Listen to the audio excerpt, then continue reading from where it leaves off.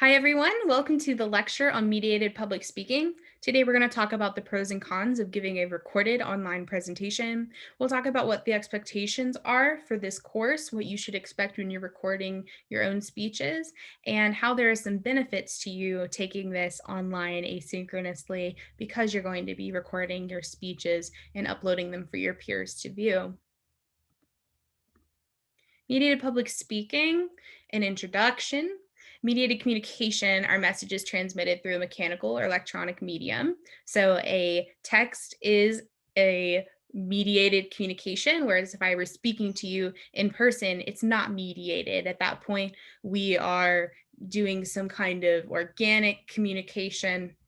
Now more than ever, when people are working from home and you're taking classes from home, mediated communication is key.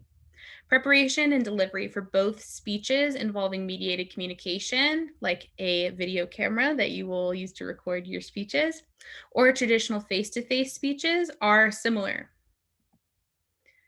Technological changes have created increasing options for public speakers to reach an audience. So you may have viewed a TED Talk at some point or attended a live Zoom lecture.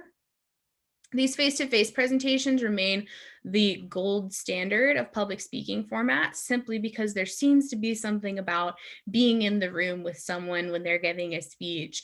But the mediated versions kind of open up our ability to access content without having to worrying about being in the room with that person, traveling to get there, or being there on that day at that time.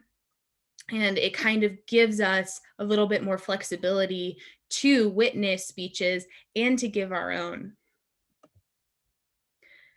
Mediated presentations include recording a presentation for class, which you'll do multiple times for this course, participating in a job or scholarship interview on Skype, which many of you will do if you haven't already done.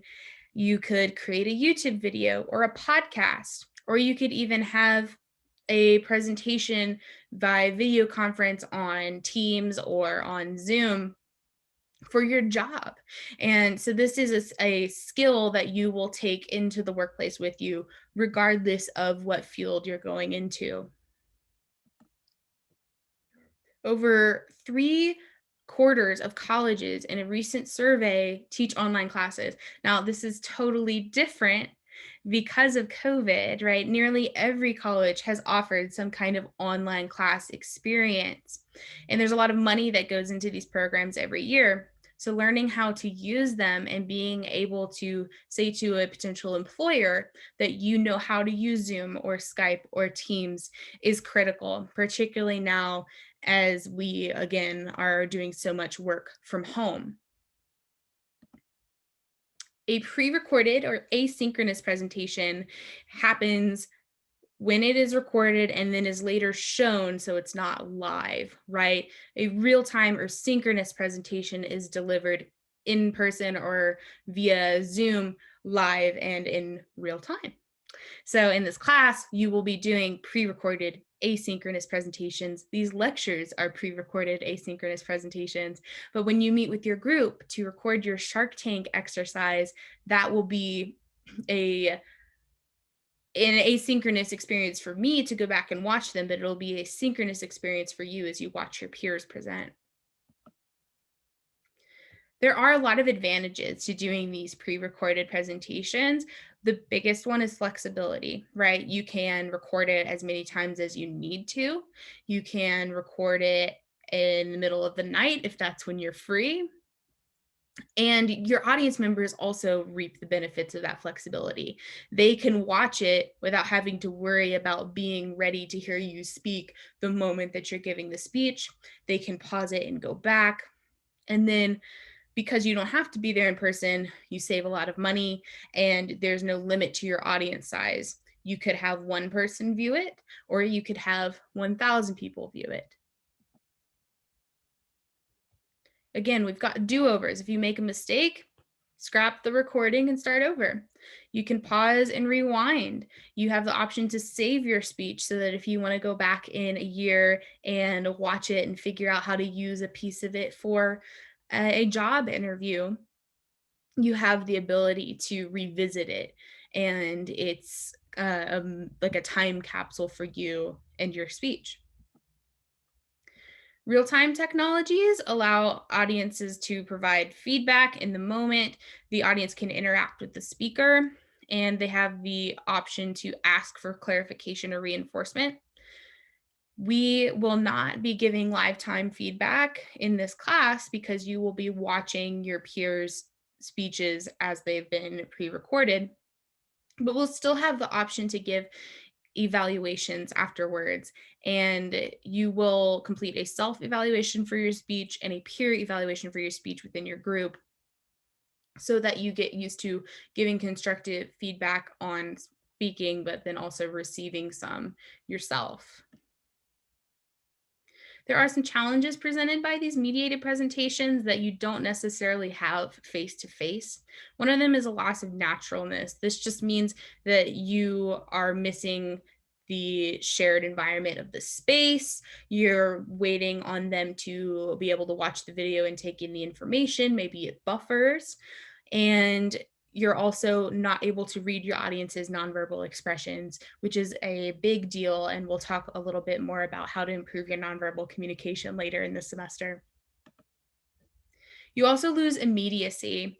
Immediacy is that sense of connection that you are both facing the same experience together and that the speaker is right there with you and they're real and they mean what they're saying. Whereas when you're watching a video, you feel removed from them and you feel distant from them. So really that loss of a bond. Again, you have decreased nonverbal communication. So all we can see is what is in the frame when you're speaking. And you have, again, diminished feedback. So you have to wait until you receive that peer evaluation and the feedback from me to know really how your speech went beyond just your own self-assessment. Multitasking can be difficult with technological devices, right? Maybe you're trying to click the record button, you're holding your note cards in your hands, a dog is barking in the background, you have a roommate who's banging on the wall trying to get your attention, right? So it's not that there aren't distractions in the face-to-face arena, but the work from home environment that most of you will be recording your speeches in does present a few of these kind of multitasking issues, but they are easy to navigate if you are prepared and you can plan ahead, and you will be able to minimize those distractions. One of the other things to know when you're pre-recording a speech is that sometimes technological difficulties happen. It's better for them to happen if you're pre-recording a speech and can start over than if you're presenting it live time in Zoom and then your Zoom quits, right? But it still can be stressful to navigate those things. So my suggestions to you are to practice with technology beforehand. If you're using Zoom to record, if you're using your phone camera to record, practice and record and go through the whole process of uploading a practice run video just to make sure that you can get files from your recording device to your computer or to your tablet, however you're going to get them into the place where I can see them and grade them and your peers can see them. And then also just make sure that you have a backup device. If your phone, quits in the middle of you recording, ask your friend if you can borrow theirs or ask them to record it for you. Use a tablet or a computer. Check one out from our library if you're in Lubbock, and make sure that you are using a browser and any system that is trustworthy and is going to move the files properly back and forth. There are a few considerations for delivery, one being voice. Speak at the same volume you would use when addressing people in a conference room. So speak clearly, speak up so that we can hear you and the microphone will pick up on your voice. And this is one of the other nice things about pre-recording is that you can do a voice check. So record yourself speaking, listen to it, see if it sounds good and clear and that it's loud enough for people watching it to hear. And then just like you would if you were speaking in person, you're going to work on maintaining a good rate, stop at natural points, try to give an energetic delivery where you add emphasis where necessary and use gestures to emphasize your words when appropriate. And then consider that the audience is going to listen to you on their own devices. So, you know, on our PowerPoint here, it says, consider asking the audience to use high quality earbuds. This is me asking you collectively, listen well when they're listening and you're listening to your peers' speeches, but also listen well when you're listening to your own after you've recorded them, and just make sure that the sound quality is good. That's very important. When you're delivering your speech, you will look towards the camera while presenting. You'll make extended eye contact in several directions, just as you would with a live audience. So when I look into the camera and it feels like I'm looking at you, I'm making extended eye contact. If I were practicing looking at the audience, I might look over here as I gesture this way. I might look over there as I gesture that way, so that it's like I'm looking around the room, even though I'm pre-recording a speech for you, right? Movement and gestures, don't gesture too expansively. It can be distracting for your audience, but you do want to do it when it makes emphasis. So just make sure that your camera can see you and that you're within the frame if you're moving. For example, if I'm very close to the camera, you can't tell that I'm moving my hands right now. If I'm way back here, you can tell that I'm moving my hands, but it's kind of distracting because it doesn't add to the presentation. So just make sure that you are appropriately positioned with your camera. You're standing, we can see you, and we can enjoy your excellent speech. Practice, practice, practice. If you were in this class face-to-face, you would practice your speech before giving it. The same is true of pre-recording it. And make sure you view those practice recordings. Ask yourself these questions. Does it look professional? Can we hear you well? Can we see if you're using a presentation aid when you've been assigned to use a presentation aid? Is it visible? Can readers see it and process the information? Can we see your face? Is there a cat in the background? You know, be mindful of your recording and always watch it back before you upload it, just in case something's wrong. If you have someone else record your video for you, that's fine. I would recommend having a tripod. You don't want somebody holding it and shaking, and you certainly don't want to be holding the device as you're recording yourself. The device should be stable. And just, again, practice. If you're working with someone, have them say 3, 2, 1, and then start the video, or have them give you a hand signal of some type. Work it out with them, make sure you know what's happening, and then always back up your recording file, just in case. You will remember from the intro video to this course that for a camera for your speeches, you can use anything that you have already. You have a phone, a tablet, a computer, anything where we can see you and hear you will work. You can also use a camcorder if you'd like to, or if you have like a DSLR digital camera that has the option to record footage, you're welcome to do that as well. Just be mindful of file sizes and make sure that wherever you're recording it, you can get it to the place that it needs to be uploaded. So if that attachment is too big to email to yourself, then that's going to be a problem, right? So make use of your flash drives and record in places where you have enough room to store your videos. If you have questions about these kinds of things, let me know. Technological difficulties are not an excuse for an assignment being turned in late.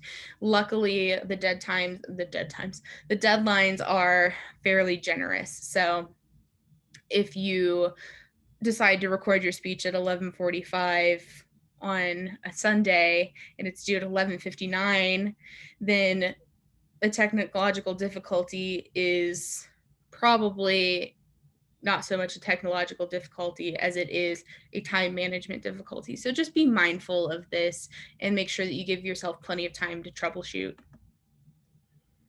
Again, when you're setting up for your video, make sure your background's professional, avoid any extra noise. Something to be mindful of right now is if you're wearing a mask, we can't see you presenting as clearly as we could if you were perhaps in your room or somewhere private that you can take off your mask. So just be mindful of that. You don't want to be recording it in your car in the United parking lot. Prepare, plan ahead, and make sure that it's appropriate. Dress appropriately. We recommend single neutral colors. If you're wearing jewelry that makes noise, just take it off for the video. And again, when you watch it back, if you notice that you're uncomfortable with the way that your clothing appears, or maybe you forget that you're wearing your pajamas when you're recording, make sure you go back and change into some appropriate attire. Doesn't have to be anything fancy, but we just want to make sure that it is school appropriate. If you wouldn't wear it to class in person, don't wear it for your video. And again, camera positioning, we talked a little bit about this, but just make sure we can see you within the frame where you're supposed to be, and you don't want the camera moving while you're recording. That is it for us today. I hope you enjoyed the intro to how you're going to be recording your videos. I am looking forward to watching them. As always, I'm available for help if you have questions about presenting and getting your camera set up. I'll do my best to help you. Just set up a Zoom with me or come to office hours. Otherwise, welcome to the course. I am very excited for us to get truly started with the content, and I'm looking forward to seeing you soon. Be well.